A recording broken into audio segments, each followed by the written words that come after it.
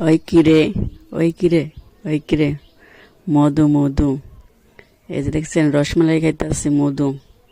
কি ভাইরাল তরমুজ বাইরে গেছে গা, তরমুজ এখন মধু হয়ে গেছে গা। মধু আর কিনে খাওয়া লাগবে না, তরমুজ খাইলে হয়ে যাবে। এই দেখেন আমাদের পটুয়াখালী কিন্তু সব থেকে বেশি তরমুজ হয়, তারপরও পটুয়াখালীতে তরমুজের দাম বেশি। আবার এই তরমুজ সবাই কিনা খাইতেও পারে না, সবার সামর্থ্য হয় না। তরমুজ কিন্তু সবাই পছন্দ, বুড়ার থেকে বুড়া ছোট বড় সবাই খুব পছন্দ করে তরমুজ।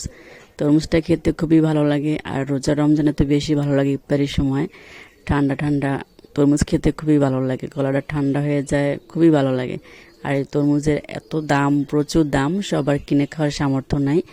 দেখেন, আর তরমুজটা পেয়ে আমি অনেক খুশি হয়েছি। কি সুন্দর কত বড় একটা তরমুজ কিনে নিয়ে আসছে, লাল টুকটুকে। এই তরমুজ, তরমুজ হয়ে গেছে মধু মধু, লাল ফ্রেশ তরমুজ।